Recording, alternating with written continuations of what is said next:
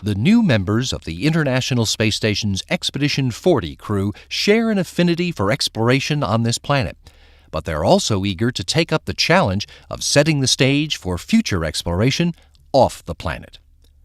Max Sarayev is the son of a Soviet Air Force officer. He was born in Chelyabinsk in the southern Ural region of Russia, north of Kazakhstan, but his family moved all over the country during his childhood. All along, he intended to become a military pilot. The idea of becoming a cosmonaut was just an extension of that idea.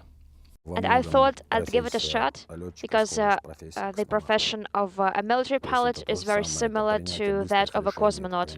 Making quick decisions, making right decisions, something risky, something complicated, something challenging, something interesting, which brings lots of pleasure if you manage.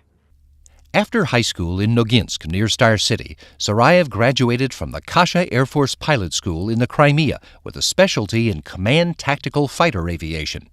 Then he went to the Zhukovsky Air Force Academy to specialize in test and exploitation of aircraft and weapons systems. He applied to the Cosmonaut Corps and was selected the year before he finished at the academy. And while training in Star City, he also graduated from the Civil Service Academy of Russia as a lawyer. Sarayev's first flight was a 6-month tour on Expeditions 21 and 22 in 2009 and 2010, during which he completed one spacewalk.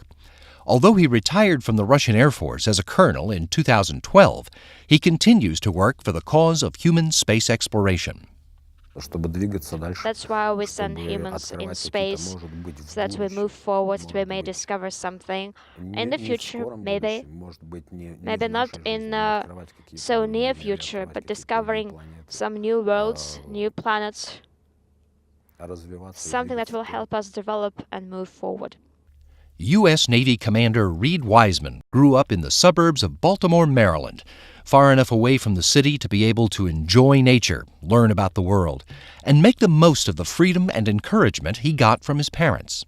And they always had boundaries, but it was exploration from the time I was born. Going to the lake with my brother, learning on my own and figuring things out, and they gave me that freedom, and it was wonderful. Wiseman earned a Bachelor's of Science in Computer and Systems Engineering and a commission in the Navy through the ROTC at Rensselaer Polytechnic Institute. After flight training, he was assigned to an F-14 squadron and made 2 deployments to the Middle East during Operations Southern Watch, Enduring Freedom, and Iraqi Freedom. During the second deployment, he was picked for the Navy's Test Pilot School. And later, while working at the Patuxent River Naval Air Station, he also earned a master's degree in systems engineering from Johns Hopkins. Wiseman made 2 more international deployments before he was picked for the astronaut program in 2009 and got the chance to resume the exploration he loved as a child. We are curious, we are inquisitive, we are explorers by our very nature. And right now, the biggest exploration that a human can go on is 250 miles up on the space station. So to me, there's not even a question. Of course it's worth the risk. Just to go out there and push humanity to further than we've been, that's a no-brainer. Dr. Alexander Gerst was born in Kunzelsau, a small town in rural south-central Germany. He liked being close to nature and looking up at the night sky, and his curiosity was piqued when his grandfather talked to people all over the world on his amateur radio. One day he somehow managed to adjust his antenna such that it would actually broadcast to the moon. And he gave me the microphone and let me speak a few words into the radio. They would bounce back from the surface of the moon, and about 2.5 seconds later I would hear my own words in the radio, knowing as a 6-year-old that they were just on the moon. So it was impossible for me to grasp in the beginning. Gerst started his exploration focused on this planet and earned a diploma in geophysics from the University of Karlsruhe in Germany, while also getting his master's in earth sciences from Victoria University in New Zealand while working there developing new volcano monitoring techniques.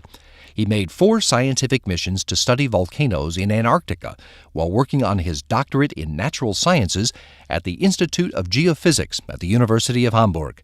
And during that time, he made good on a promise to himself that he would make at least one sincere effort to become an astronaut. He was selected for the Astronaut Corps by the European Space Agency in 2009, finished his PhD the following year, and has been focused ever since on his chance to be part of what he calls the first wave. Being the first, wave of explorers on the way out, exploring the universe, to Moon, asteroids, Mars, and beyond. That is, for me, such an important thing to do for humankind, for science.